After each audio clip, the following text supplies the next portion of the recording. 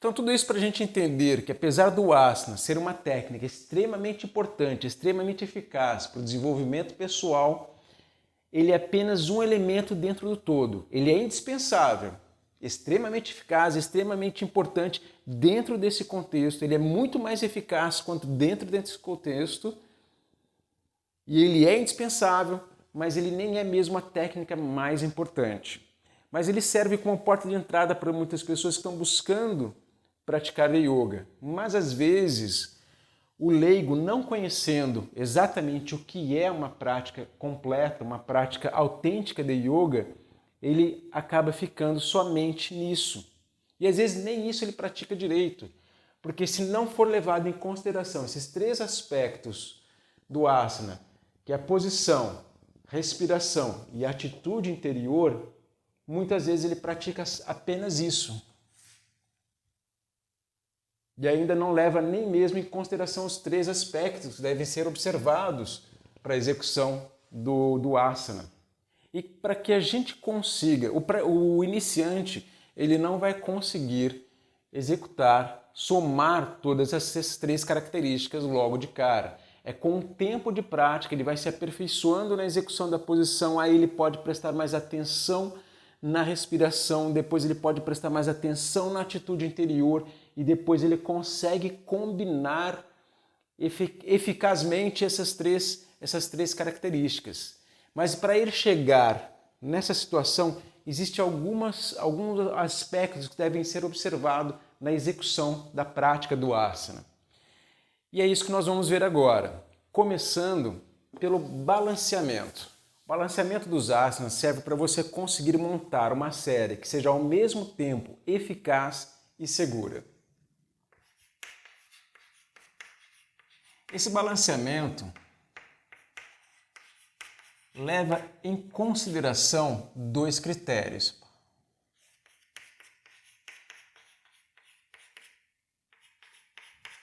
Cruzados.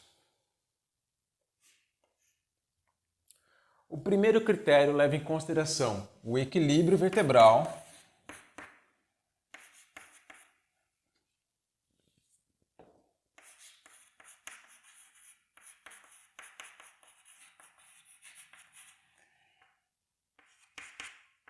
e a movimentação espinal. Então imagine o seguinte,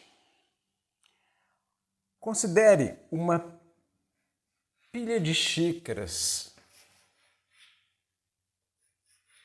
encaixadas uma sobre a outra,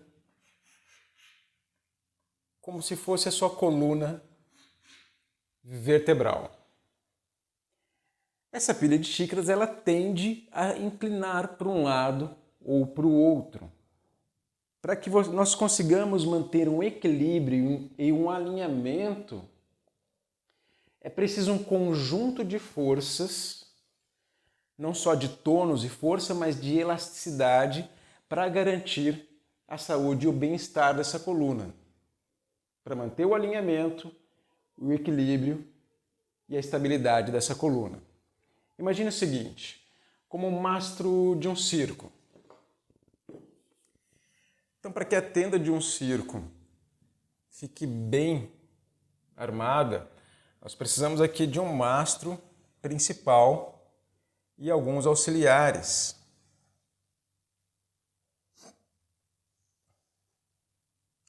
E as cordas que vão unir esses mastros, fazendo a tensão necessária para manter o mastro bem centralizado. Nós temos um na frente, um atrás, um de um lado, outro de outro e provavelmente mais alguns na diagonal para garantir uma boa estabilidade e equilíbrio do mastro. O mesmo acontece com a nossa coluna. Nós temos vários grupos musculares na frente do tronco, atrás do tronco, nas laterais, exercendo essa força de puxar para frente, para trás, para os lados e também deve ter os músculos puxando na diagonal para manter o equilíbrio da coluna. Nós precisamos um equilíbrio de forças bem estabelecido nesses músculos para que a gente consiga manter tanto o alinhamento da coluna quanto a mobilidade. Se nós temos a musculatura de um lado mais forte do que do outro, a tendência é que esse lado, que é mais forte, puxará o tronco para esse lado, fazendo uma curva com a coluna. E aí o indivíduo ele vai desperdiçar muita energia no seu dia a dia, porque inconscientemente ele vai fazer o esforço o dia inteiro para manter a coluna na posição, enquanto a musculatura está puxando. Então é um jogo de forças o tempo inteiro, gerando um desgaste de energia. Nesse sentido, há algumas profissões que são muito ingratas, como por exemplo a profissão de dentista. Todo o equipamento, tanto de uso de mão e da cadeira, ela obriga o dentista a fazer uma inclinação sempre para o mesmo lado. Então, várias vezes ao dia, ele é obrigado a fazer essa inclinação sempre para o mesmo lado. O que acontece é que essa musculatura tenderá a ficar com mais tônus e essa com mais elasticidade. Porque quando a gente faz uma flexão, por exemplo, se a gente fizer uma flexão para frente, a gente está alongando a musculatura das costas, está trabalhando as articulações, uma flexão para frente, alongando a musculatura das costas, mas mesmo que a gente não perceba, a gente está utilizando o esforço, a força dos músculos da frente para puxar na flexão. Então, ao mesmo tempo, a gente está aumentando a elasticidade dos músculos das costas e tonificando os músculos da parte frontal do tronco, gerando esse efeito, soltando a musculatura aqui e aumentando a força aqui, puxando então o tronco. Uma vez finalizado o treino, a tendência é que essa musculatura puxe mais o tronco para frente, porque ele ganhou mais espaço, mais liberdade para curvar a coluna, já que os músculos das costas estão mais elásticos. Quando a gente ganha mais elasticidade muscular, a musculatura tende a enfraquecer. E quando a gente ganha mais força muscular, a tendência é que a musculatura fique mais rígida. Então a gente precisa fazer um treino que trabalhe força e elasticidade, para ter uma musculatura bem desenvolvida, que ao mesmo tempo ela vai ganhando força, elasticidade, sem perder. Uma hora ela vai ganhar mais força, uma hora ela vai ganhar mais elasticidade. Quando ela ganhar mais força de novo, ela não vai perder o que ela ganhou de elasticidade.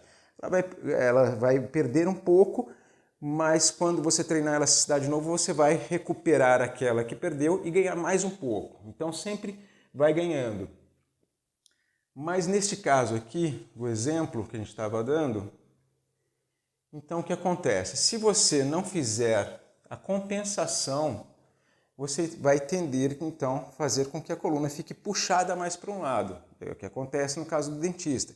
Ele sempre faz essa inclinação, ele está tendendo a alongar desse lado e fortalecer desse lado.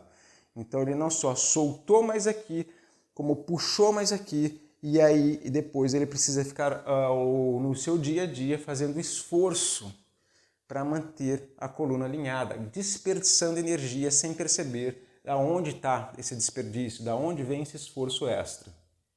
Imagine o que aconteceria aqui se nós puxássemos mais uma das cordas e soltássemos mais o da outra.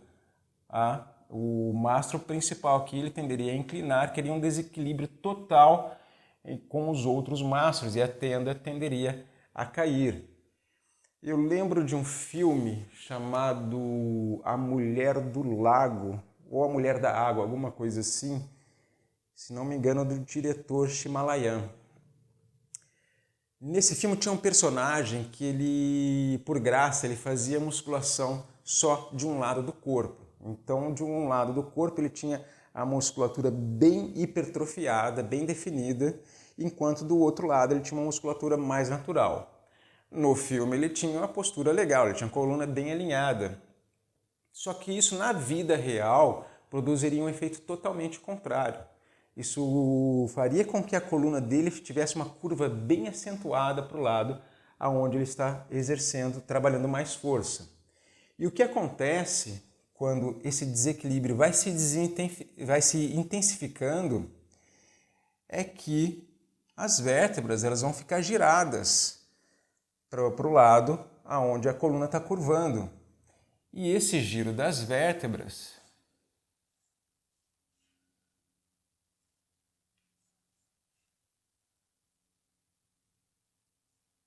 vai aumentar a pressão unilateral sobre um lado dos discos, até que uma lesão seja produzida. Então, quanto mais a coluna fica curvada, mais as vértebras vão ficar curvadas, aumentando a pressão sobre os discos, até que uma lesão seja produzida. Eu me lembro de algum tempo atrás ter visto, publicado numa rede social, uma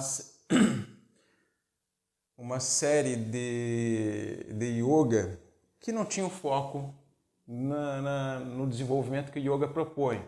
Era um treinamento com foco mais estético. Não há menor problema e é importante que você use o asana para desenvolvimento da parte estética. Mas não é o foco principal. E focado na tonificação dos músculos peitorais, especialmente para mulheres, era uma série para tonificação dos músculos dos seios. Eram usados ali 6 ou 7 retroflexões, flexões para trás, na sequência. O que acontece com essa série é que eu duvido muito que aqueles asanas produzissem realmente o efeito de tonificação dos músculos peitorais. Se você fizer uma série de 6 ou 7, talvez apenas um asana de retroflexão bem intenso, sem compensá-lo depois com uma flexão para frente, basta um. Mas se você fizer 6 ou 7, vai bastar às vezes um treinamento, uma série, uma prática, para que você no mesmo dia produza uma lesão na sua coluna. Vai depender do histórico ali do praticante, do indivíduo. Se ele já tiver algum problema ali sobre os discos, que já está em eminência, já está de aflorar, já está em desenvolvimento, vai bastar uma série para gerar a lesão, que depois ele vai ter que cuidar dessa lesão para o resto da vida. Se o cara tiver uma coluna mais saudável, talvez não na primeira, na segunda, na terceira. Se ele fizer aquela série com frequência, uma hora ele vai lesionar a coluna, porque é uma série de 6 ou 7 flexões para trás, basta uma flexão bem feita, com intensidade, dependendo do estado da coluna do indivíduo, para que você consiga gerar uma lesão. Então, tanto os profissionais quanto os praticantes devem estar muito atentos àquilo que vocês estão ensinando, àquilo que vocês estão praticando, qual o objetivo da sua prática, e observar esses detalhes.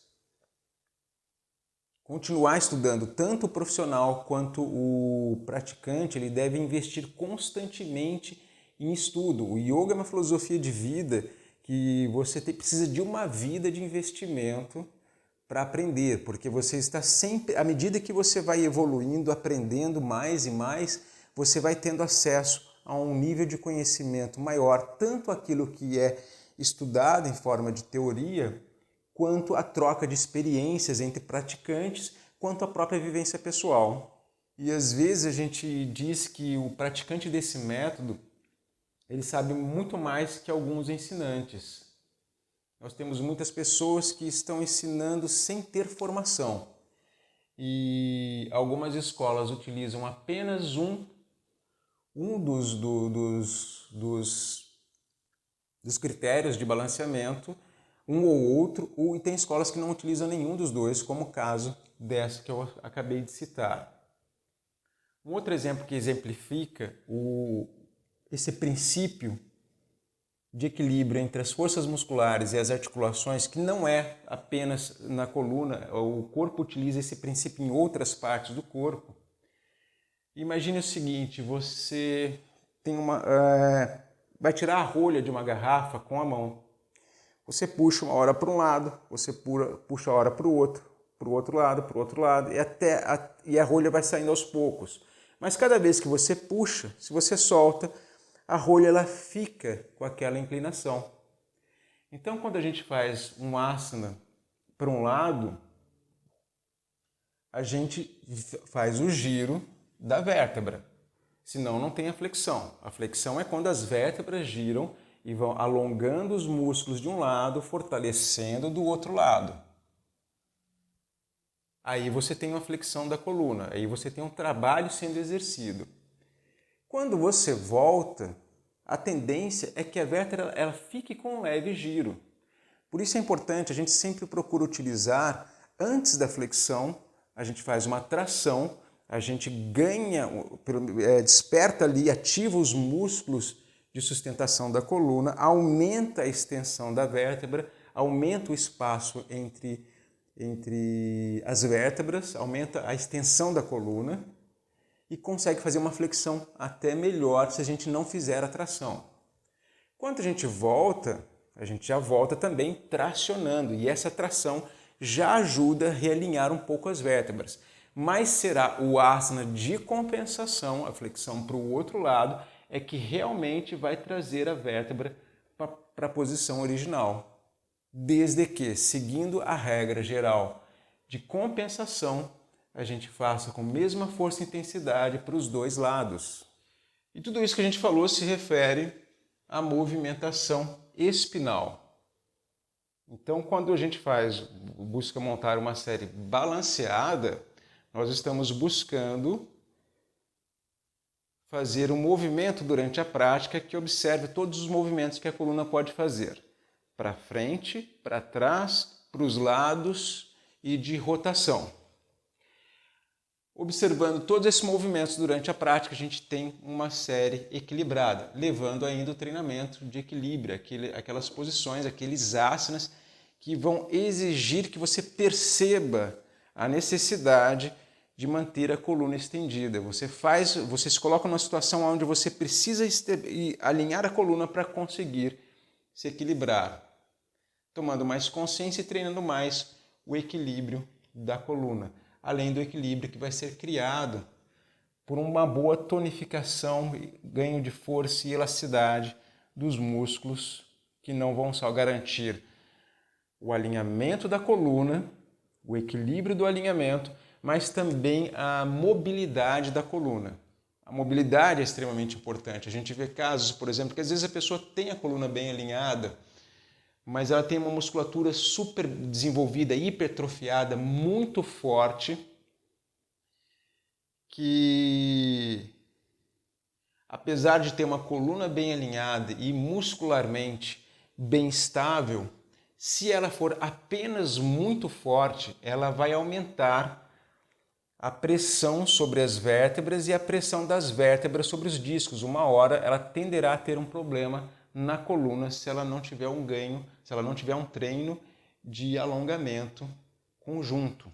Eu lembro de uma aluna que praticou comigo na academia e ela praticava 1 a 2 vezes por semana, fazia muita musculação, pegava muito pesado. Ela era uma das praticantes da academia que carregava mais peso, mesmo entre os homens, ela era uma das que mais carregava peso.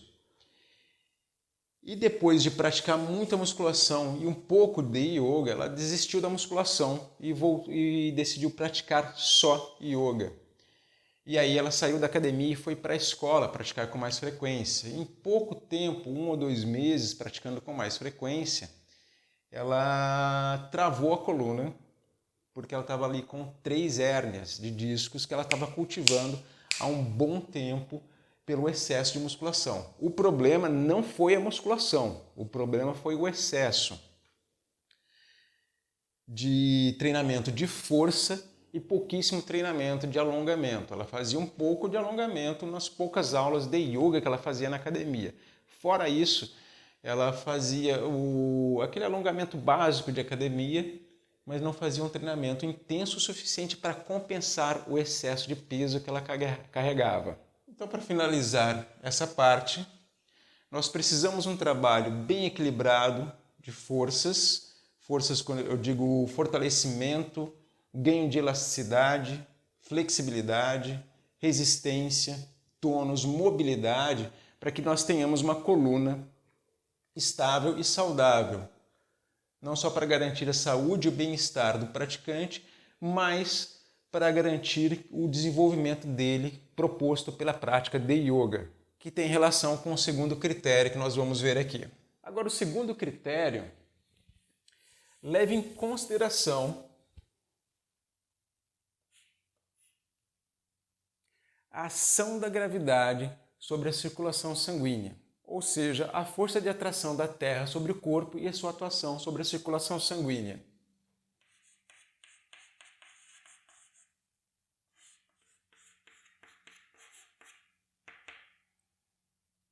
E o que isso nos interessa? Isso leva em consideração o principal foco do yoga, que é o despertamento da Kundalini. A Kundalini é uma energia que está adormecida, localizada na base da nossa coluna. E o objetivo do yoga é energizar, despertar essa energia, fazendo com que ela ascenda ao longo da coluna em direção ao topo da cabeça. Então, por isso, a gente começa a prática de asanas em pé, depois a gente senta, faz as posições sentadas ou intermediárias, depois nós deitamos. E assim nós vamos induzindo esse fluxo em direção da base da coluna para o topo da cabeça. Além disso, nós fazemos com que o sangue, que foi energizado e purificado ao longo da prática, ele passe a nutrir e vitalizar os tecidos dos principais órgãos do corpo que estão na parte alta, principalmente o cérebro. Então, levando em consideração esses dois critérios, nós temos uma prática que é ao mesmo tempo extremamente eficaz e extremamente segura, a curto, médio e longo prazo.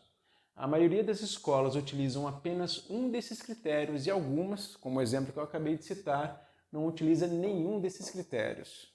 Para facilitar montar uma série balanceada, basta você gravar em sua mente esse quadro que a gente vai montar aqui, cruzando esses dois critérios. Então, primeiro, na coluna, a gente vai levar em consideração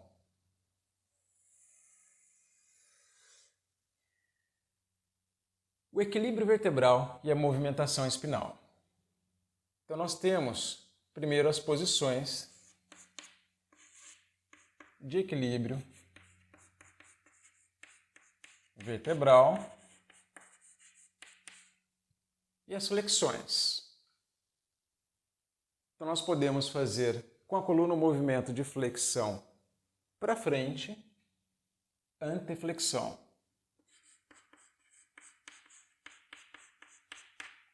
Nós temos as posições de flexão para trás, retroflexão. Nós temos as flexões, os movimentos de flexão para os lados, lateroflexão. E os movimentos de rotação da coluna, torção.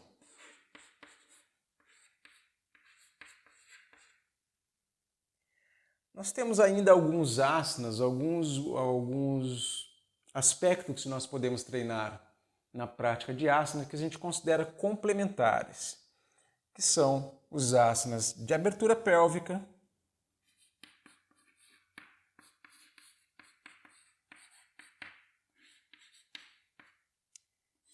tração,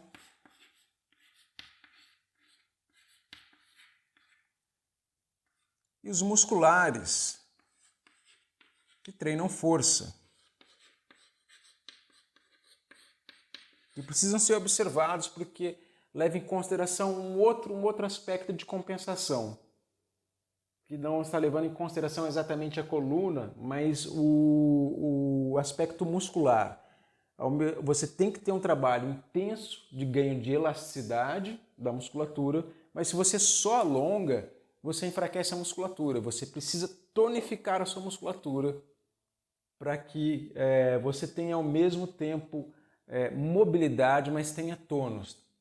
O segundo critério a gente vai colocar aqui na horizontal.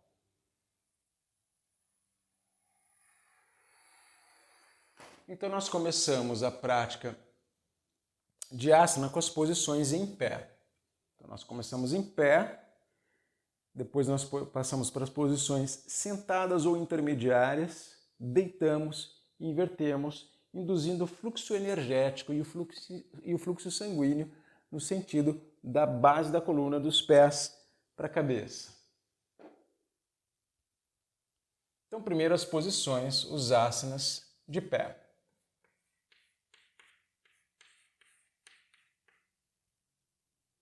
Depois vem as posições sentadas ou intermediárias. Eu prefiro usar o termo intermediário, asanas intermediários, porque as posições sentadas dão uma ideia um tanto limitada. A gente percebe muito isso quando eu vou dar uma aula semi-induzida. Essas aulas semi-induzidas, elas têm a função de permitir o aluno perceber, testar os seus conhecimentos e perceber o que ele aprendeu, o que ele não aprendeu ao longo das suas práticas anteriores e torná-lo mais atento nas próximas práticas. E uma dessas modalidades de aula consiste em simplesmente pedir para o aluno executar um asana, dando a classe de asana que ele vai executar. Se é um asana de equilíbrio vertebral, antroflexão, flexão para trás, flexão para os lados ou flexão ou torção. E se o asana é em pé, se ele é sentado, se ele é deitado. O que acontece é que nós temos muitos asanas que não são dos asanas de pé, não são os asanas deitados, mas também não são os asanas deitados. Eles se encaixam nessa categoria, mas eles não são necessariamente sentados, eles são intermediários. E quando eu instruo o aluno a fazer os asanas sentados, ele fecha a mente dele e pensa somente naqueles asanas que ele realmente está sentado. Ele literalmente esquece todos os outros asanas que não são de pé e não são os deitados. Isso muito mais com o iniciante. O praticante mais antigo acaba pegando o jeito, mas mesmo assim, num primeiro momento, ele dá uma travada e esquece os outros asanas que não são da primeira categoria e nem da categoria deitados e não consegue se lembrar da categoria dos intermediários. Por isso eu prefiro utilizar a denominação intermediário.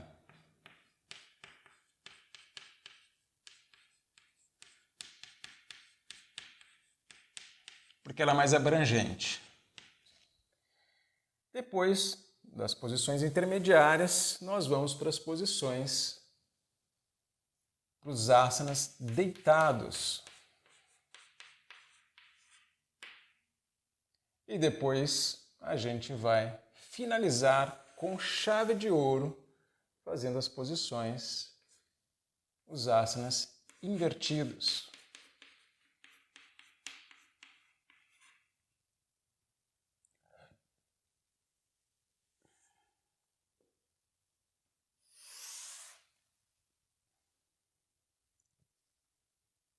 Com esse quadro na cabeça, você consegue facilmente montar uma série balanceada. Vamos ver aqui agora alguns exemplos. Vamos começar com as posições de equilíbrio vertebral. E aí vale a pena ressaltar que para a série ser balanceada, obrigatoriamente esse critério deve seguir esta ordem. Primeiro em pé, intermediário, deitado, invertido.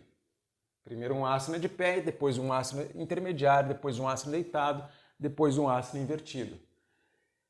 Em relação a esse critério, não deve seguir obrigatoriamente esta ordem. A ordem pode ser aleatória. Você pode começar com uma torção, você pode começar com um equilíbrio vertebral, pode começar com uma flexão para frente, uma flexão para trás ou uma flexão lateral.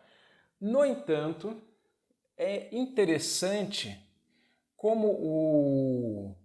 para manter a compensação, é interessante que a flexão para trás, que compensa a flexão para frente ou vice-versa, estejam bem próximas uma da outra, se não imediatamente uma após a outra. Não há problema se você encaixar um asana entre um e outro, mas o ideal para que você realmente consiga exercer uma execução, uma compensação mais eficaz, é que a compensação seja feita imediatamente. Você fez uma flexão para um lado, já faz a flexão para o outro lado. Fez a torção para um lado, já faz a torção para o outro lado. Fez uma flexão para frente, já faz a flexão para trás imediatamente. Essa é a maneira mais ideal de ser praticada. Mas a gente vai ver ainda que existem algumas outras formas da gente montar esse balanceamento. Então agora, para a gente entender melhor como esse quadro funciona, vamos colocar aqui alguns exemplos. Um asana de equilíbrio de pé. Normalmente os asanas de equilíbrio de pé, eles são feitos num pé só. E aí é importante observar que qual é o pé que fica no chão primeiro. A gente tende a fazer sempre primeiro o lado esquerdo antes de fazer o lado direito. Então, se a gente for fazer uma posição de equilíbrio vertebral em pé, a gente vai considerar o pé que está no chão. Vertebral de pé, nós poderíamos fazer o Dhanurdasana. Deixa o pé esquerdo no chão, o joelho bem estendido, levanta a perna direita, puxa esse joelho para o peito, deixando a coluna bem alinhada. Então observe que as posições de equilíbrio, normalmente, você tem que fazer um esforço de alinhamento da coluna. Quanto mais alinhada ela estiver, mais estável é a posição, tonificando essa musculatura e, ao mesmo tempo, utilizando um esforço de tração para alinhar a coluna e aumentar o espaço entre as vértebras. Então, tração, às vezes, você nem precisa fazer um asana exclusivo de tração. Muitas vezes, ele já está embutido na própria movimentação, no próprio esforço que a gente faz na execução dos outros asanas. Então, aqui vamos colocar o Dhanurdasana.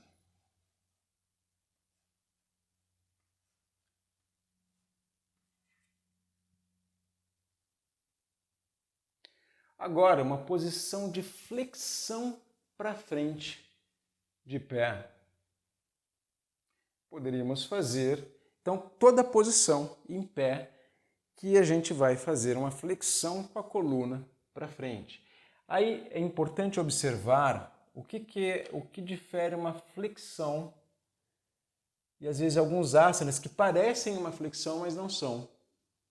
Por exemplo, quando a gente faz o movimento de flexão da coluna para frente, no Padahastasana, uma das formas de executá-lo é descendo a coluna bem estendida, tracionando os braços, empurrando os quadris lá para trás, girando eles para cima, e às vezes nós paramos aqui no meio do caminho, tracionando os braços, tracionando a coluna.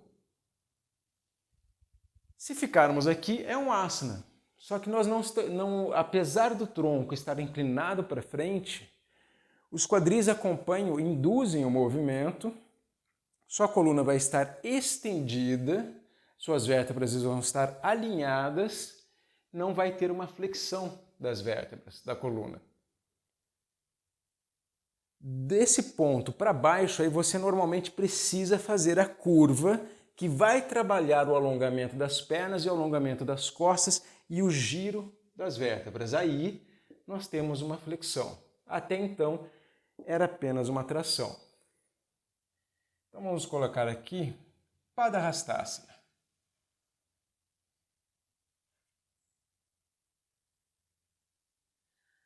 Os pés buscando as mãos buscando alcançar os pés e a testa nos joelhos.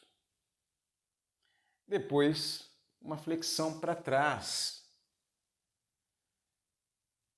Nós poderíamos sair já direto aqui do Padahastasana, subir, dar aquela tracionada, e é legal você sempre fazer uma tração antes de fazer a flexão.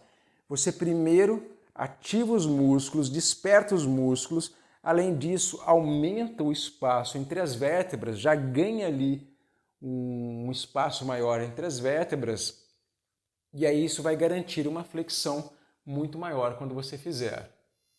Seguindo a linha de pensamento, o asana mais óbvio que a gente poderia fazer aqui, o Ardha Chakrasana. Então, cresceu aqui com os braços, com a coluna, faça a flexão para trás.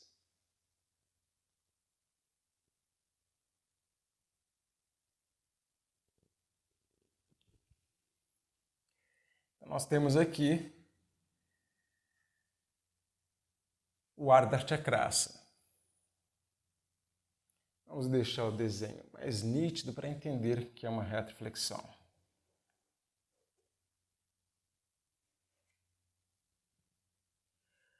O interessante é observar que há muitos outros asanas que combinam vários efeitos sobre a coluna. Por exemplo, nós temos o asana de equilíbrio vertebral, que é o Radha Natarajasana, que você tem aqui uma flexão da coluna para trás, mas ela é limitada dependendo do praticante. Se ele não tiver uma estabilidade perfeita no quesito equilíbrio, ele vai ter dificuldade de fazer uma boa anteflexão. Alguns outros asanas de equilíbrio mesmo, onde você pode torcer a sua coluna, por exemplo, ou até mesmo fazer uma flexão para frente. No entanto, você só vai poder considerar o efeito da flexão feito naquele asana se você tiver total estabilidade no equilíbrio para poder focar em intensidade a flexão que você deseja fazer. Caso contrário, é preferível que você isole aquele asana, isole aquele efeito no asana específico para aquela situação, para aquele objetivo. Agora vamos às posições de flexão lateral. Então aqui com os pés juntos, na verdade poderia ser os pés juntos, os pés afastados, a 1 palmo, 2 palmos, 3 palmos, 5, 6 e até mais. Tanto para as posições de flexão para frente, para trás, quanto para os lados. A gente pode deixar existem vários asanas diferentes com as posições diferentes das pernas. Então nós poderíamos fazer aqui o Nitambasana. Primeiro dá aquela tracionada para alinhar as vértebras. A tração ela é interessante tanto para dar aquela alinhada nas vértebras e aumentar o espaço entre as vértebras antes de você fazer a flexão, quanto fazendo depois da flexão, quando você volta da posição, dá aquela tracionada de novo para dar aquela realinhada nas vértebras. Então não só a compensação vai ajudar a alinhar as vértebras, mas a tração também vai ajudar bastante. Então aqui, podemos fazer o Nitambasana ou o Chandrasana, mantendo os quadris no centro e observando que sempre o ombro de cima, o braço de cima, ele tem que ficar levemente girado para trás, evitando esse giro, esse erro comum nas flexões laterais. Além disso, deixa o abdômen encaixado, peito aberto, o ombro e o braço aqui por cima da cabeça e o olhar tendendo para cima. Então você faz o esforço de olhar para cima, girando o tronco para evitar esse giro que vai desmontar a flexão lateral. Então vamos colocar aqui Chandrasana.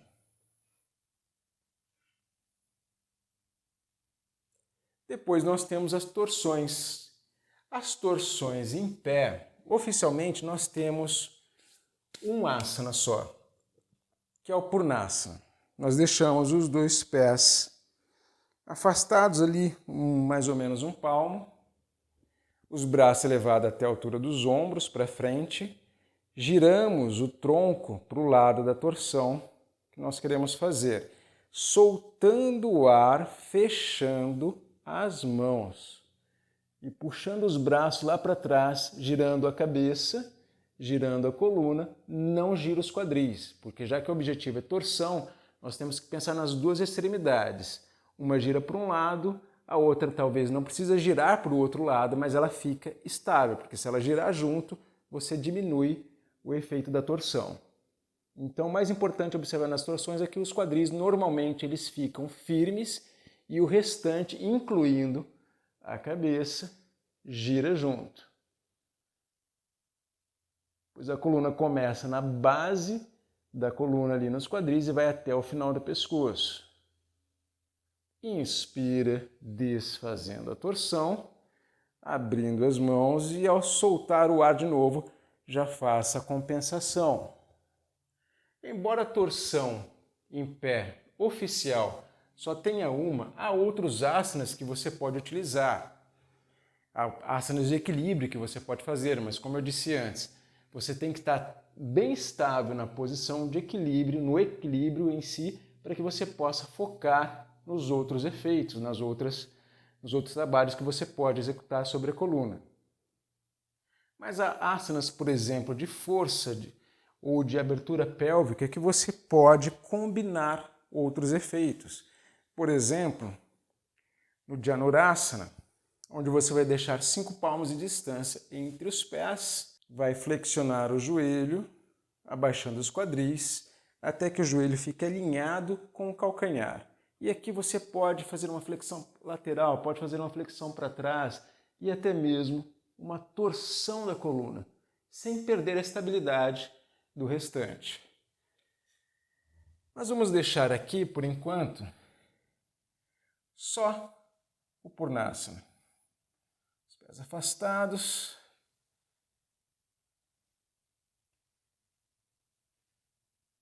Olhando lá para trás. Agora vamos para as posições intermediárias, para os asanas intermediários. Vamos colocar aqui 2 como exemplo, sendo um sentado e um que não chega a ser sentado, mas também não é de pé e nem deitado. Começando com os asanas de equilíbrio. Nós temos, por exemplo, o Vayuttkasana, que você senta sobre os calcanhares, deixando os pés juntos, os joelhos juntos, você abaixa o tronco, abaixa os quadris, flexionando os joelhos, levantando os calcanhares e senta sobre os calcanhares, deixando a coluna bem verticalizada, sem inclinação nem para frente nem para trás. Senta sobre os calcanhares, ficando com as pontas dos pés no chão, joelhos elevados. E as mãos descansando sobre os joelhos ou em alguma outra posição. Aqui nós temos uma posição de equilíbrio sentada. Mas poderíamos também fazer um outro asana de equilíbrio que não chega a ser sentado, por exemplo, o Bahu Padasana. Uma das mãos apoiadas no chão, os braços estendidos, o tronco e as pernas estendidos e alinhados, fazendo um trabalho de tonificação muscular e, ao mesmo tempo, um esforço intenso de equilíbrio. Você precisa manter um bom alinhamento da coluna com os quadris, com as pernas e os braços para conseguir manter a posição. Um outro asana de equilíbrio é o Kakasana.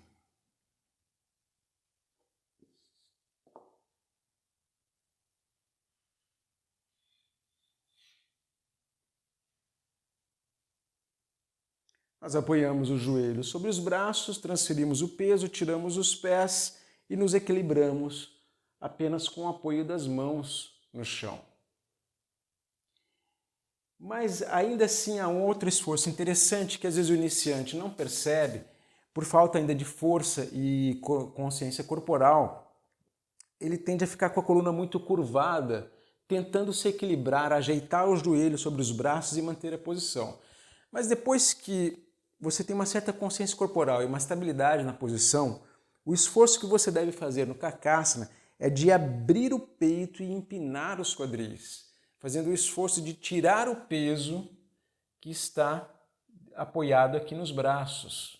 E aí você ativa e fortalece muito os músculos posteriores da coluna, os músculos das costas. Mesmo porque a tendência do Kakasana, essa variação Radha Kakasana, que é a variação completa, mas nós temos ainda o Maha Kakasana, que é a evolução desse, que nós vamos subir as pernas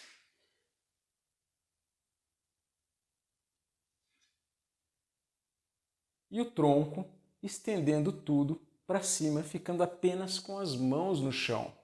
Aqui, por isso é importante esse desenvolvimento dessa força nas costas, essa tendência de girar os quadris, de abrir o peito, de alinhar a coluna, para ir tirando o peso dos joelhos de cima dos braços. Então não é um trabalho de força só de equilíbrio nos braços, porque o importante é a coluna vertebral, mas é a tonificação dos músculos, então, das costas, especialmente das costas, para que você uma hora consiga subir com a coluna alinhada, com o corpo inteiro estendido. Então, nenhuma dessas posições aqui chegam a ser sentadas, mas elas ainda assim são posições de equilíbrio. Vamos deixar aqui Bahupadasana.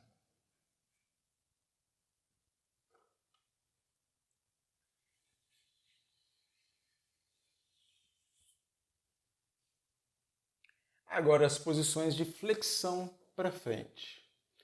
Vamos fazer uma brincadeira aqui, que as posições de flexão para frente, as posições de flexão, especialmente as de frente e a para trás, basicamente todas que nós conseguimos fazer em pé, nós vamos conseguir fazê-las sentadas ou intermediárias, ou nas variações deitadas. Então, por exemplo, o Paschimottanasana, nós temos um asana parecido.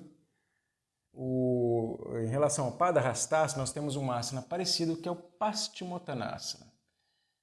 Tem as pernas estendidas para frente, os quadris apoiados no chão, o tronco flexiona para frente, levando as mãos até os pés e a testa até os joelhos. Temos ainda a variação do Viparita Paschimottanasana, que vai ter as pernas para cima, as costas no chão, e é importante nas variações de flexão para frente deitadas, que tem as costas no chão, é que a cabeça vá na direção da flexão, neste caso, dos joelhos.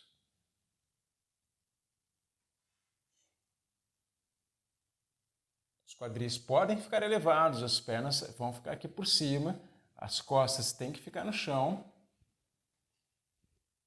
e a testa vai na direção dos joelhos.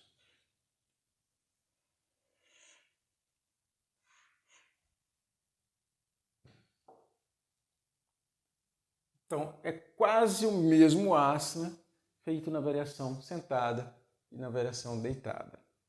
Pode ser com os pés afastados, pode ser com uma das pernas flexionadas. Agora, um asana que seja de flexão para frente e não seja necessariamente deitado. Nós podemos fazer este asana, onde nós temos o joelho apoiado no chão, os quadris elevados, a outra perna estendida para frente e o tronco flexionado para frente.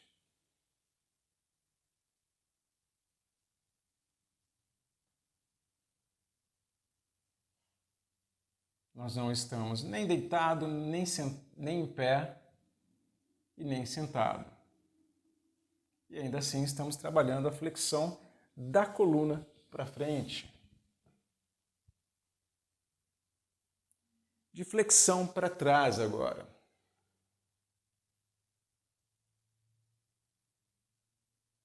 E aí tem um asana que é muito interessante.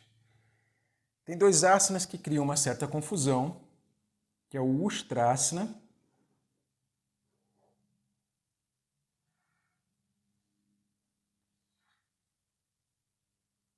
o Natashira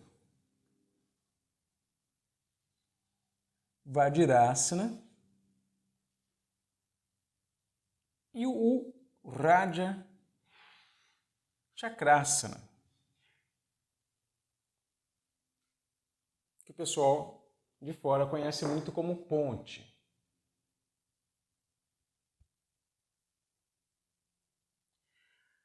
A princípio, se você olhar aqui para o Ustrasana e o Natashira Vajrasana, eles são iguais, mas eles têm detalhes na execução que são diferentes. O Ustrasana, você começa sentado sobre os calcanhares, toca com as mãos nos calcanhares, levanta os quadris, empurrando os quadris para frente, desenrolando a coluna, por último a cabeça para trás. É um movimento de elevação, então você faz a princípio inspirando.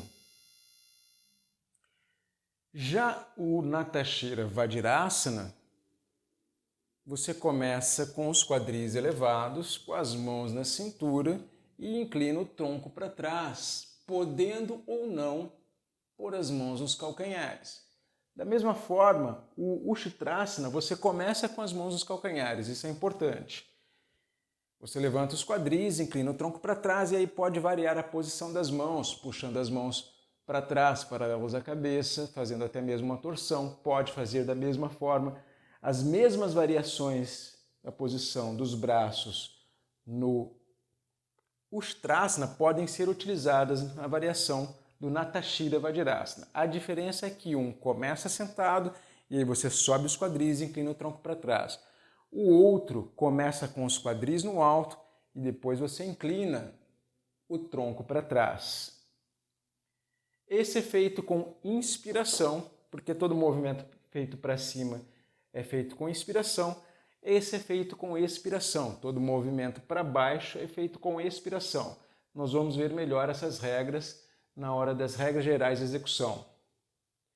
Já o Chakrasana, o Raja Chakrasana, que é o Chakrasana completo, aqui nós temos o Ardha Chakrasana, que é metade do Chakrasana, a flexão para trás. Ele pode entrar em todas as classes, dependendo da onde a gente sai para executá-lo. Então nós podemos começar com as costas no chão, as pernas flexionadas, as mãos apoiadas atrás dos ombros e levantar aqui os quadris, as costas, a cabeça, por último os ombros, depois estendendo os ombros e fazer o arco. Nós saímos da posição deitada para o Chakrasana. Então ele poderia entrar aqui, mas não é o ideal. Nós poderíamos ainda sair da posição sentada. Nós temos aqui os joelhos flexionados, o tronco elevado, uma das mãos apoiadas lá atrás, um braço para frente. E aí nós levantamos os quadris, a mão que está apoiada lá atrás, nós vamos girar a mão para trás, girando aqui o tronco primeiro para o lado e depois para trás, apoiando as duas mãos lá atrás, completando assim o Raja Chakrasana, partindo de uma posição sentada. Mas o Chakrasana, ele é por excelência uma posição, um asana de pé, porque o ideal, a forma mais correta, a forma mais ideal de executá-lo é partindo da posição em pé, em que a gente sai daqui, no caso teria que ser com os pés afastados. Nós vamos descer o tronco para trás, apoiar as duas mãos lá atrás e depois vamos subir, também saindo direto à posição sem deitar ou sem sentar. Nós vamos montar e desmontar, passar para o próximo asana, sempre começando em pé e terminando em pé. Essa é a forma mais correta, mais ideal de executar o Raja Chakrasana, por isso ele é classificado como um asana de pé. Mas nós podemos utilizá-lo aqui nas outras posições, nas outras categorias, dependendo da onde a gente vai sair. Se nós vamos sair de uma posição deitada ou se nós vamos sair de uma posição sentada. Mas para simplificar agora, vamos deixar um Ustrasana ou um Natashira Vajrasana aqui, com uma posição de flexão para trás que não é exatamente sentado. Tem uma posição que é o Kapodasana. Literalmente a gente está sentado durante a execução. A gente senta aqui em cima do calcanhar. Uma perna vai ficar flexionada para frente, a gente senta em cima desse pé, deixa a outra perna estendida para trás e o tronco aqui faz a flexão para trás. As mãos podem ser aqui em cima, pode ser aqui no chão,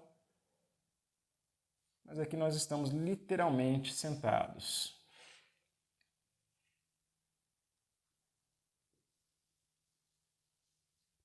Agora, uma flexão lateral, a variação intermediária. Nós temos, por exemplo, Janu Sirshasana.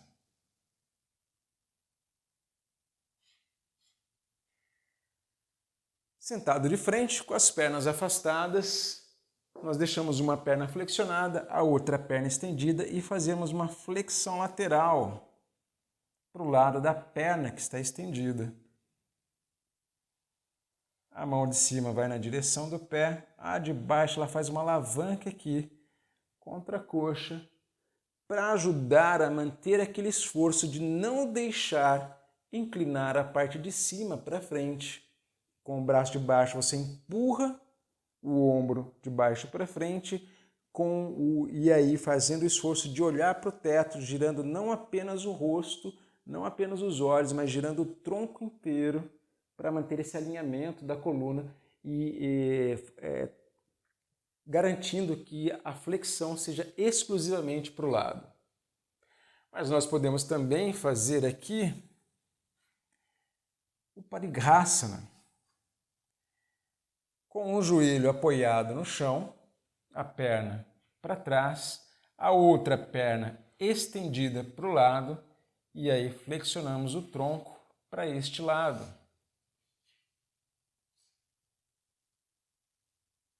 Não estamos nem sentados nem em pé. Então vamos deixar aqui o Dhanurasana.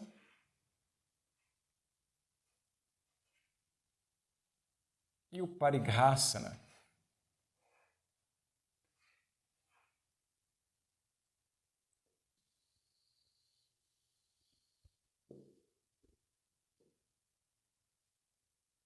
Agora as torções.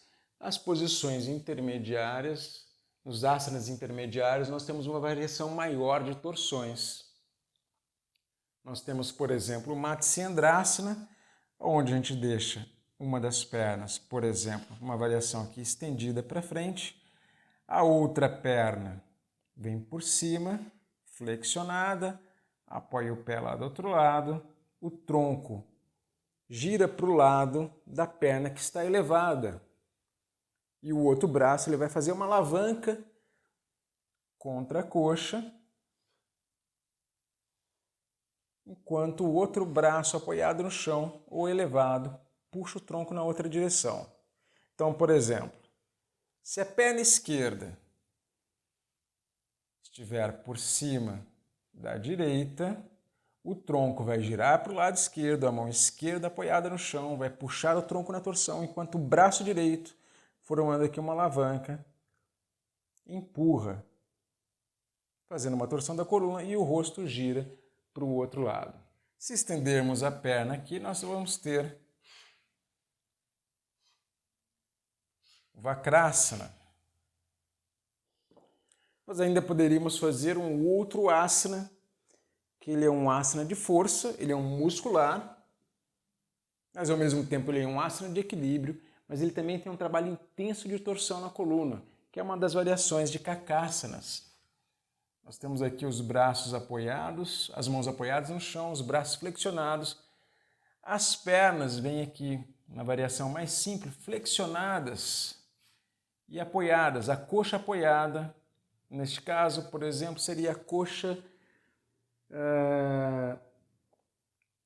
esquerda apoiada sobre o braço direito, olhando para frente, ou melhor ainda, olhando para o lado para intensificar a torção. Você tem uma torção aqui da sua coluna, treinando equilíbrio e treinando ao mesmo tempo força. Nós vamos deixar aqui, como exemplo, o Matsyendrasana. Agora não me vem à mente outro asana que seja exclusivo de torção,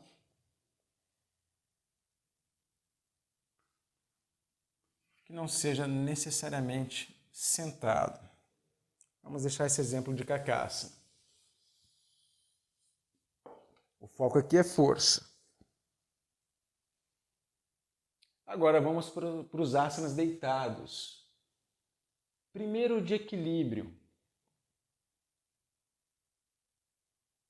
Dos asanas deitados é um pouquinho mais complicado, mas nós temos toda a variedade levando aqui em consideração o equilíbrio vertebral e a movimentação espinal, nós também temos as variações de asanas deitados. De equilíbrio, nós temos, por exemplo, o Merudandasana.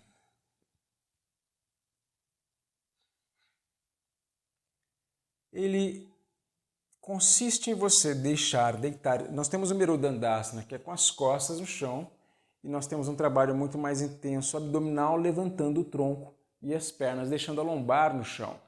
Mas se nós partirmos para a variação deitada de lado, nós vamos elevar o tronco de lado, deixando o apoio dos quadris no chão e as pernas estendidas.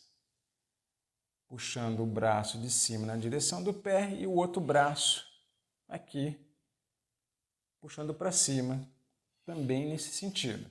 Ou a mão pode ficar aqui, apoiada, tocando a cabeça, sem puxar a cabeça. E para você conseguir manter a posição, você tem que se equilibrar apoiando o quadril e a crista ilíaca para manter a estabilidade da posição. E aqui nós temos um trabalho de flexão lateral, de tonificação muscular aqui abdominal e também de equilíbrio. Esse Merudandasana pode ser feito fazendo esforço de levantar o tronco ou deixando o cotovelo apoiado no chão, a cabeça em cima da mão, levantando as pernas. Ou, a variação mais avançada ainda, levantando o tronco e levantando as pernas, sendo que a perna de cima ela consegue subir um pouco mais e você mantém o esforço também de acompanhar com a perna de baixo. Então esse mesmo Merudandasana ou suas variações podem se encaixar aqui nas posições de equilíbrio. Vamos colocar uma das variações, que a gente levanta o tronco e deixa as pernas no chão. A cabeça aqui, o tronco elevado em curva lateral, a mão tocando na cabeça, mas não puxando a cabeça, esse braço tracionando na outra direção, subindo de lado. Nós temos aqui uma posição de equilíbrio vertebral.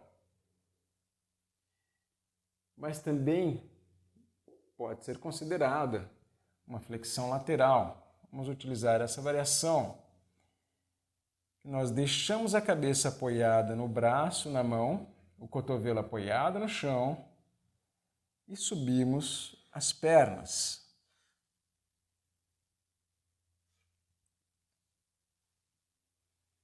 Ainda assim, tem um trabalho intenso de fortalecimento do abdômen. Na verdade, o que seria mais eficaz para a flexão lateral seria esse.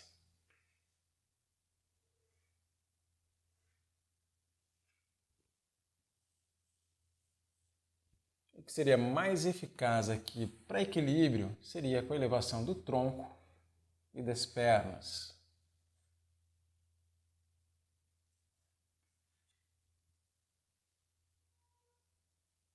Agora de flexão para trás.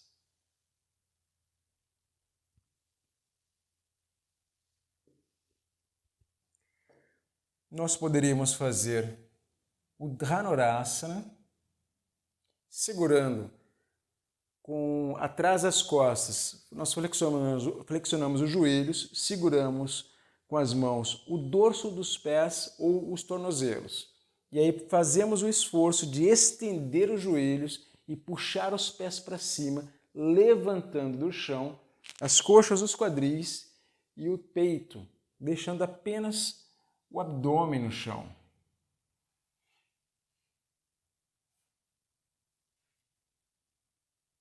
É uma das variações, ou cabeça, puxando lá para trás, fazendo um trabalho intenso do pescoço também. Mas nós temos um outro asana de flexão para trás, que às vezes cria um pouco de confusão, que é o Bhujangasana. Porque você não está literalmente deitado, mas nós normalmente partimos das posições horizontais ou deitadas. No caso do Bhujangasana, ele pode ser executado de duas formas. Existe uma forma mais ideal e uma forma menos ideal. A forma menos ideal é saindo da posição deitada, nós vamos estender os braços, levantando o tronco, puxando a cabeça para trás, fazendo aqui a curva da coluna, mantendo os quadris no chão. Uma outra forma é partindo dessa posição, que é o Kurmasana.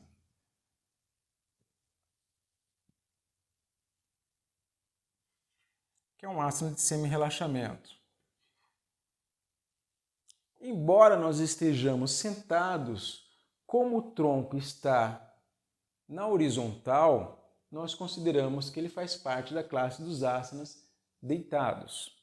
Então aqui, saindo daqui, nós vamos estender os braços para frente. Depois nós estendemos os joelhos, lançando os quadris e o tronco lá para frente, já subindo o tronco na flexão. Qual é a diferença entre sair dessa posição ou direto da posição deitada para o Bhujangasana? A diferença é que o movimento de sair da posição deitada para o Bhujangasana, você vai fazer um movimento de mais ou menos ali 90 graus. Para fazer o Bhujangasana. Saindo daqui, você vai fazer um movimento de pelo menos 270 graus. É muito mais interessante esse movimento para a coluna do que esse movimento mais curto. Então, as duas formas estão corretas, mas a forma mais interessante, a forma que nós mais utilizamos na execução do Bhujangasana é partindo da posição sentada sobre os calcanhares com o tronco abaixado. Dali nós não levantamos mais, já lançamos o tronco para frente e depois para trás, abaixando os quadris. Então vamos anotar aqui o Dhanurasana e o Bhujangasana.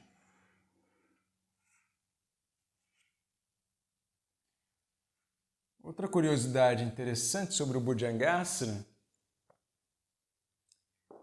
é que ele é inspirado na cobra naja, mas há escolas que traduzem o nome e colocam o nome de cachorrinho olhando para cima.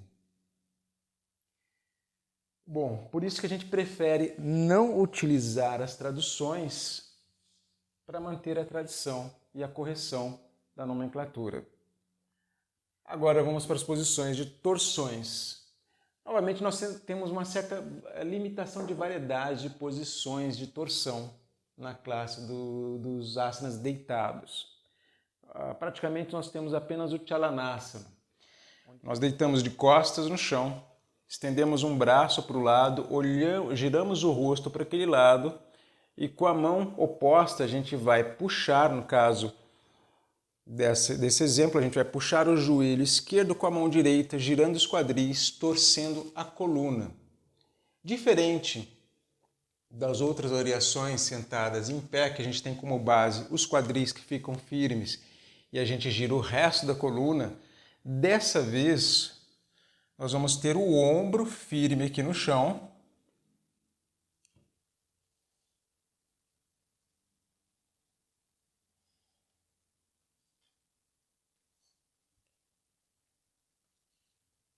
Então, o braço, por exemplo, o braço esquerdo no chão, o ombro esquerdo no chão, o rosto virado para o lado esquerdo, a mão direita puxa a perna esquerda para o outro lado, estendida ou flexionada, a outra perna fica embaixo, estendida ou flexionada, E aí os quadris giram, a coluna gira, praticamente as costas inteiras saem do chão. Mas você precisa manter o ombro no chão, porque ele vai ser o seu medidor do grau de flexibilidade. A sua perna vai ser o medidor do grau de torção. Quanto mais você conseguir girar a perna com a intenção de encostar o pé do outro lado, melhor. Só que o ombro não pode sair do chão. Aí nós temos as variações com as duas pernas estendidas, com uma estendida, a outra flexionada, com as duas flexionadas, as duas juntas, ou uma embaixo, outra em cima. Mas fora o Chalanasana, não me vem à memória outro asana deitado de torção. Agora, para aumentar a sua gama de possibilidades de asanas que você pode colocar aqui, o melhor livro de consultas, o livro mais completo de asanas do mundo de yoga, é o Tratado de Yoga do Mestre De Rose. Esse livrinho aqui, Tratado de Yoga, do Mestre De Rose. Aqui nós temos pelo menos 2.116 asanas catalogados, divididos em classes de asanas, são asanas em pé, sentados ou deitados, se são asanas de equilíbrio, anteflexão, retroflexão, flexão lateral, torção, abertura pélvica e suas famílias e variações de cada asana. E mesmo assim, uma vez que você entenda todos os princípios que definem como o asana deve ser executado com segurança, você pode criar variações em cima do que tem aqui. Embora aqui tenha 2.116, ele dá espaço para uma série de variações dos mesmos asanas que já tem aqui. E aqui ainda tenho todos os asanas que são indicados para a prática deste método de yoga, que é inspirado no Swastika Yoga, quanto para outras modalidades. São asanas que não são utilizados no Swastika Yoga, mas são utilizados para outras modalidades. Então ele serve de consulta para todas as modalidades de yoga. E ao longo do curso a gente vai abordar quais são esses asanas que a gente não pratica e por que a gente não pratica. A maioria dos casos é por causa de segurança. Então, desejando uma opção maior de variedades para você distribuir aqui, levando em consideração que quanto maior for a variedade de asanas na sua prática, melhor você tem aqui como opção de consulta o Tratado de Yoga. Agora, para finalizar com chave de ouro a nossa série, nós vamos para os asanas invertidos. Nós vamos pegar o sangue que foi energizado e purificado ao longo de toda a prática para nutrir, banhar e nutrir os principais órgãos do corpo que estão na parte alta. Então nós vamos para os asanas invertidos. Nós temos aqui pelo menos 3 opções. A invertida sobre a cabeça, Sirshasana, a invertida sobre os ombros, Sarvangasana, a invertida sobre os braços,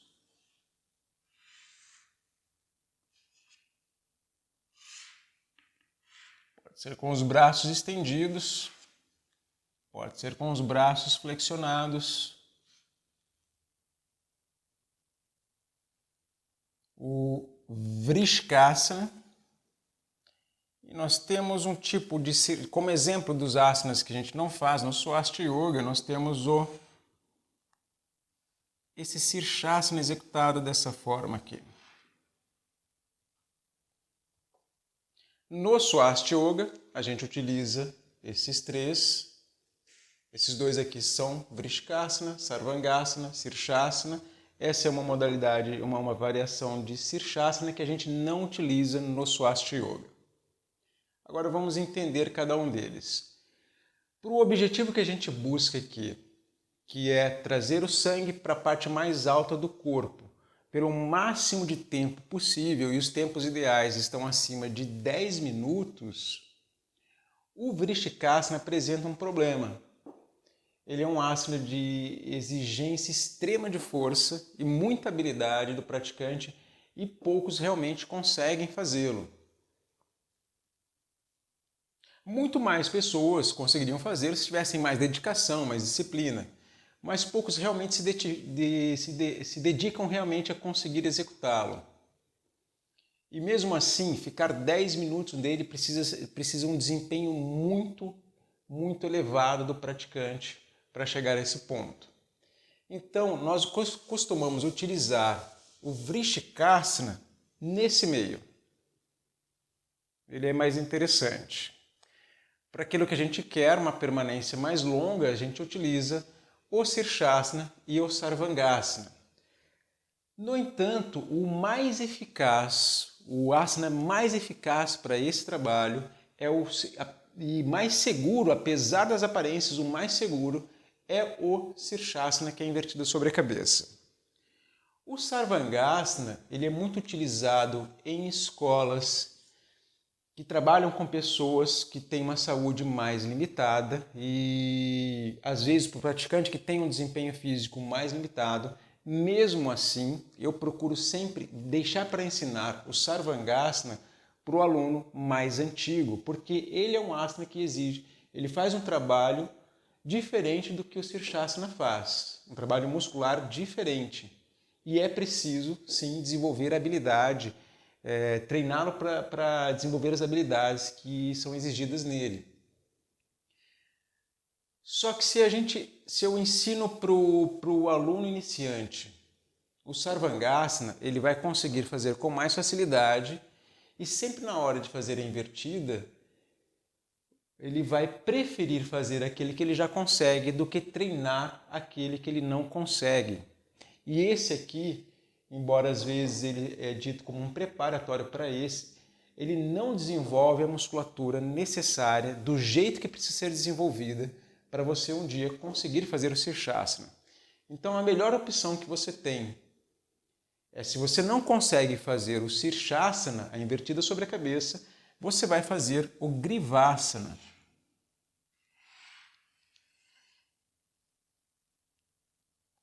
Que é a posição preparatória, é a posição que você faz antes de subir as pernas para ficar no Sirshasana. Como o próprio nome já diz, o Sirshasana, Sirsha é cabeça, é o apoio sobre a cabeça, Grivasana, griva é pescoço. Então o foco do Grivasana é fortalecer principalmente o pescoço, mas também a musculatura das costas, do abdômen, especialmente lombar e glúteos, para preparar o corpo, principalmente o pescoço, que até então só sustentou o peso da cabeça e agora vai sustentar o peso do corpo inteiro, para que um dia você consiga fazer o Sirshasana, seguindo todas as regras de não utilizar impulso. Você só vai conseguir subir para o Sirshasana, do Grivasana para o Sirshasana, quando sua musculatura estiver pronta. Desde que todas as regras de execução que a gente vai estudar ao longo do curso sejam observadas. Isso garante a sua segurança na execução do Sirshasana, porque enquanto a sua musculatura não estiver pronta para subir com segurança e sustentar com segurança o seu corpo, você não consegue fazer. Enquanto isso, você fica aqui treinando a musculatura para uma hora subir. E esse trabalho que o Grivasana faz, o Sarvangasana não faz. E o aluno iniciante, se ele aprende a fazer o Sarvangasana logo de cara, ele se acomoda, ele prefere fazer aquilo que ele consegue fazer do que focar no desenvolvimento daquilo que ele já tem mais dificuldade. Essa é uma falha comportamental bem interessante. Eu já vi um estudo sobre educação infantil que dizia o seguinte: você nunca deve parabenizar uma criança por ela ter tirado 10 e não parabenizá-la por ela não ter tirado uma boa nota. Porque quando você faz isso, você tende a educar a criança a só fazer aquilo que ela sabe que ela vai conseguir fazer para ela receber o prêmio no final. Quando ela percebe que ela não vai conseguir cumprir um desafio, superar um desafio, ela já não aceita aquele desafio, ela vai para aqueles que são mais fáceis, para aquele que ela sabe que já tem o melhor domínio. Então você tem que parabenizar a criança principalmente pelo seu esforço. Pode parabenizar pelo 10, mas quando ela não tira o 10, ela vai receber ela vai ser parabenizada, ela vai ser comemorada também, principalmente pelo seu esforço.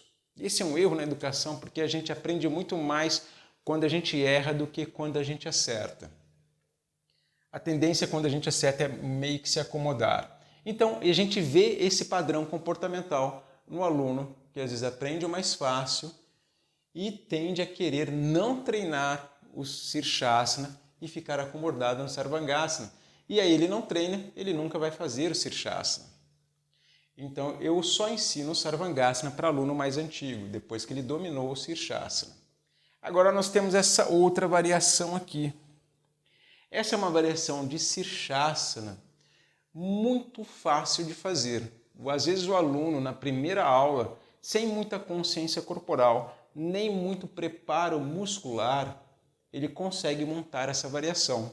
O problema é justamente esse. Sem muita consciência corporal e às vezes a musculatura não está pronta para sustentar, principalmente o pescoço, para sustentar agora o peso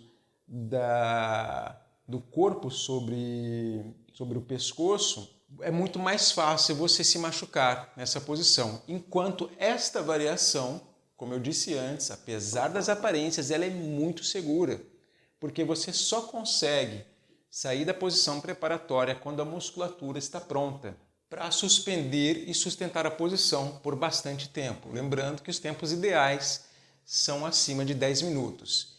E aí nós chegamos num outro problema.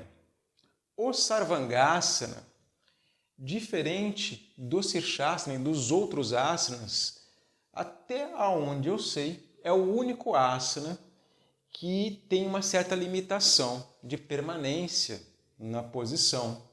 Porque como o apoio dele é sobre esse osso aqui, que se não me engano é a primeira vértebra da coluna dorsal, e é um apoio muito intenso, é muito peso ali, você não pode ficar tanto tempo quanto você poderia ficar livremente aqui no Sirshasana. Então ele não é o asana mais ideal para longas permanências. Ele precisa ser aprendido a fazer, as habilidades que ele desenvolve precisam ser treinadas, mas para aquilo que a gente quer, o asana mais ideal é o Sirshasana.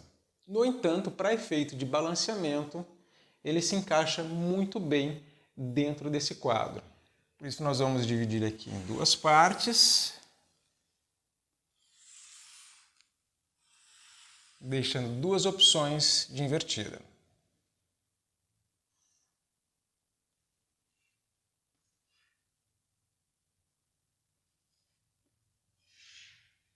Agora tem uma outra característica que difere os dois. O Sirshasana, a invertida sobre a cabeça, ele precisa de um asana antes e um asana depois.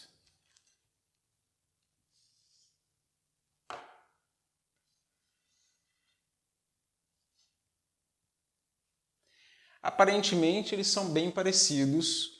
Aqui muda o que é feito depois. Antes, depois. Ele tem a posição das mãos embaixo da testa diferente. E as funções dos dois são diferentes. O Kurmasana, que é feito antes, permite que você descanse, recupere o fôlego antes de executar a invertida sobre a cabeça. Mais descansado, mais consciente. E apesar de ele parecer um asana sentado, ele faz, como ele tem a coluna na horizontal, ele faz parte dos asanas que a gente considera deitados. Então você vai sair das posições deitadas, vai encerrar as posições deitadas com o Kurmasana, que é um asana de semi-relaxamento, descansando, se preparando para executar o Sirshasana. Na volta você faz o Dharanasana, que tem a posição das mãos diferentes, embaixo da testa, com a função de dar um tempo para você normalizar a circulação sanguínea. O ideal é que você não faça a elevação do tronco logo em seguida. Deixe a circulação sanguínea normalizar antes de levantar o tronco. E tomando cuidado, né, de antes do Sirshasana, você senta e não levanta o tronco. A gente sempre precisa chamar a atenção do praticante que ele não deve elevar o tronco para se arrumar e coisa e tal antes de fazer a invertida, porque daí você quebrou todo o balanceamento. Nós fizemos os asanas em pé, sentados, deitados, e aí você senta de novo, quebrando o efeito do balanceamento, que leva em consideração o critério do efeito da gravidade sobre a circulação sanguínea. Então permaneça deitado, da posição deitada você vai dar o jeito de sentar sem verticalizar o tronco e em seguida passar para o Sirshasana e depois descansar. Não são asanas de compensação. É uma preparação antes e um descanso depois. O Sarvangasana, diferentemente, ele exige um asana de compensação. Como ele força muito a cabeça e o pescoço nessa flexão, nós precisamos de uma flexão depois que compense. Tradicionalmente a gente utiliza o Matsyasana, apoiando o topo da cabeça no chão, fazendo um arco com a coluna para cima, os quadris apoiados no chão, as pernas estendidas ou flexionadas, para frente no chão ou suspensas, os braços descansando no chão ou sobre o abdômen ou também suspensos, utilizando aqui a força das costas e do pescoço para aumentar o arco. Ou qualquer outro asana que faça a flexão do pescoço para trás. Então essas são as regras básicas de balanceamento, os critérios básicos de balanceamento para você conseguir montar uma série que seja muito mais eficaz e ao mesmo tempo muito mais segura. Para o profissional, isso aqui não é o suficiente para você começar a dar aula. Há ainda várias outras regras muito específicas na execução do asana, na execução de alguns asanas, na combinação de alguns asanas que vão ser aprendidas ao longo do curso. E tem muita coisa que a gente aprende também com o tempo de experiência. Às vezes, algumas regras funcionam para um tipo de praticante, não funcionam para outro tipo de praticante. Então, por isso é muito importante, tanto o praticante quanto o profissional estudarem constantemente, elegerem a modalidade a que vão se dedicar e estudarem com frequência para se aprimorar constantemente. Yoga é uma filosofia de vida muito profunda e muito extensa que você está sempre aprendendo, tanto com aquilo com o que você estuda, que você assimila através do conteúdo teórico, mas principalmente através da sua experiência, colocando aquilo em prática. Alguns profissionais se sentem desconfortáveis de que o aluno tenha acesso a esse tipo de informação. Na verdade, você acaba conquistando alunos muito mais fidelizados quanto mais conhecimento você compartilha com ele. E quando ele aprende, ele se torna um praticante efetivo.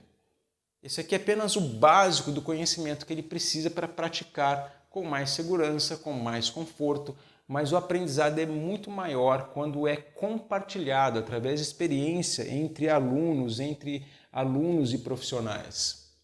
Então, com o instrutor, ele sempre vai estar aprendendo mais, ele sempre vai estar recebendo correções, estímulos e vendo outros praticantes, ele vai estar sempre se instigando a se aprimorar e trocando experiências muito específicas. Então, quanto mais conhecimento você compartilhar com seus alunos, mais eles vão querer aprender, mais fidelizados e mais praticantes efetivos de yoga eles serão. E agora a questão é a seguinte: quantos asanas você precisa no mínimo para uma série balanceada?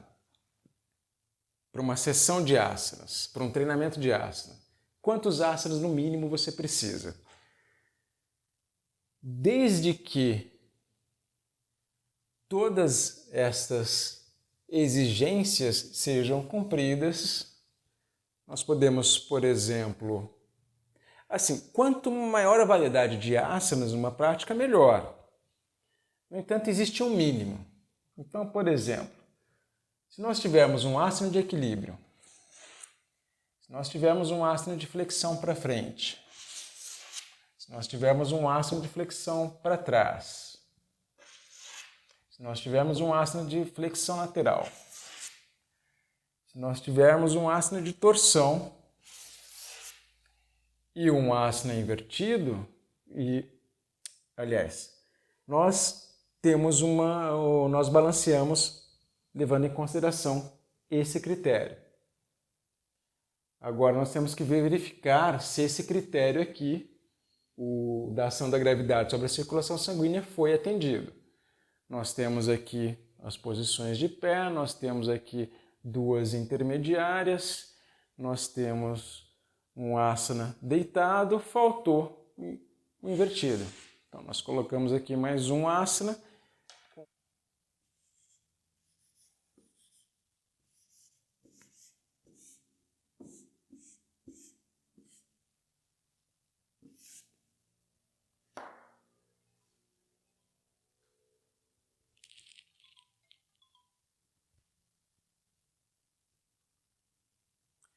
Com 6 asanas nós temos uma série balanceada, uma série de asanas, uma prática de asana.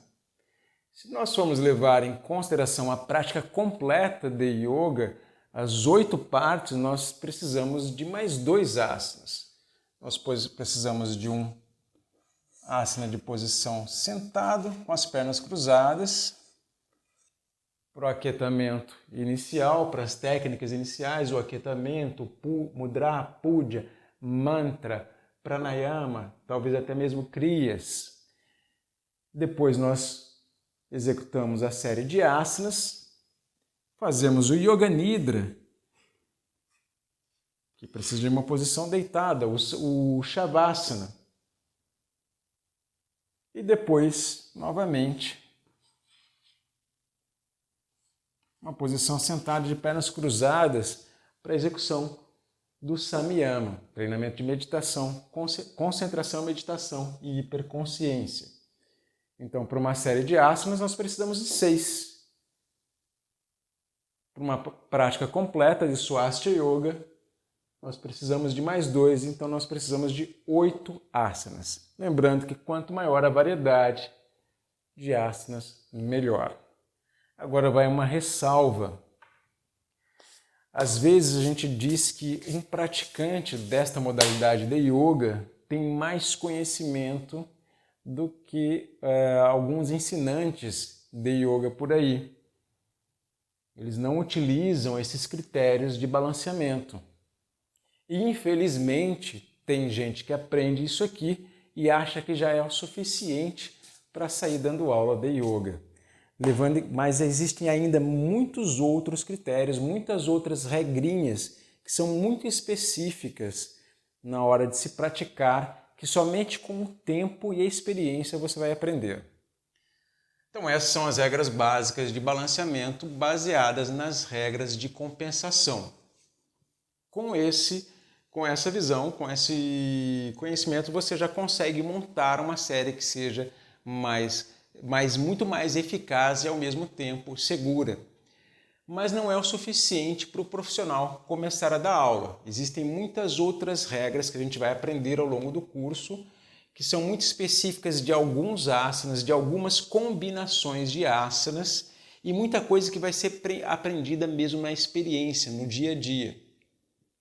Você vai perceber que alguns asanas, algumas combinações de asanas vão ser muito eficazes para alguns alunos, outras essa mesma combinação não vai ser tão eficaz para outros.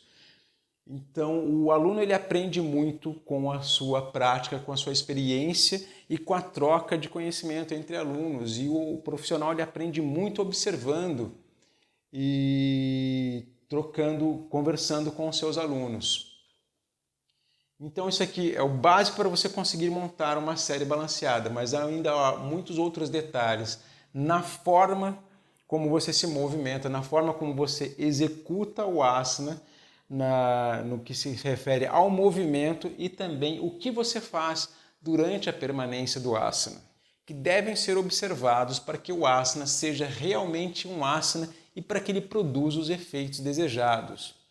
Hoje a gente, como tem um acesso muito fácil à informação, muita informação compartilhada também, a gente vê tem acesso a muitas escolas de yoga, a gente vê muitos praticantes executando o asana de uma forma que não tem nada a ver com a tradição original. Para mim parece que o foco está muito mais no efeito estético do asana, na beleza da execução do asana, ele montado, do que a forma como ele é montado. E isso é muito mais importante do que a beleza do asana. O asana precisa ser estético, o asana precisa ser bem feito, mas a forma como ele vai ser executado, a forma como ele vai ser treinado, até que você consiga executá-lo efetivamente, não é de qualquer jeito. Ele tem uma forma correta de você praticar, de promover o seu desenvolvimento, que não seja apenas o físico, mas que seja principalmente, na verdade, o asana ele é muito mais mental e emocional do que físico. O físico é apenas um reflexo do desenvolvimento emocional e mental do praticante. Isso desde que a forma de executá-lo seja respeitada. Então, o que vai garantir o seu melhor desempenho na prática, no seu processo de evolução como indivíduo, proposto pelo asana, não é só a combinação dos asanas e não é também só o balanceamento de flexões, mas também o balanceamento de força, elasticidade, mobilidade, tônus, resistência. E eu costumo resumir isso numa única palavra, que é resiliência. Resiliência física, emocional e mental. Mas também na forma como você pratica. Então não é só a combinação de posições, só a combinação de asanas que vai garantir a eficácia no seu processo de evolução pessoal, mas a forma como você pratica vai determinar, vai influenciar profundamente os resultados que serão alcançados. Por isso é muito importante que tanto praticantes quanto profissionais invistam constantemente em evolução, em estudos, tanto no conteúdo teórico, quanto nos cursos, quanto na observância das suas experiências. E à medida que você vai evoluindo, ampliando a sua capacidade de compreensão, mas o desenvolvimento fisiológico que vai acompanhando essa evolução, você vai tendo acesso a um conhecimento mais avançado, acesso a técnicas mais avançadas. O yoga é uma filosofia de vida de evolução constante, que precisa de uma vida de investimento para que você alcance os níveis mais avançados. Nós estamos sempre num ciclo de renovação, aprendendo mais, evoluindo mais, nos mantendo jovens através desse processo, ampliando cada vez mais as habilidades que são inerentes a qualquer ser humano, mas que na maioria das pessoas estão atrofiadas simplesmente por falta de consciência da sua existência, por falta de consciência de saber como exercitar essas habilidades que são comuns à maioria, a quase todos os seres humanos. E é o desenvolvimento dessas habilidades simples que estão aí, adormecidas, bloqueadas, atrofiadas, que vai tornar o indivíduo um indivíduo de alta performance.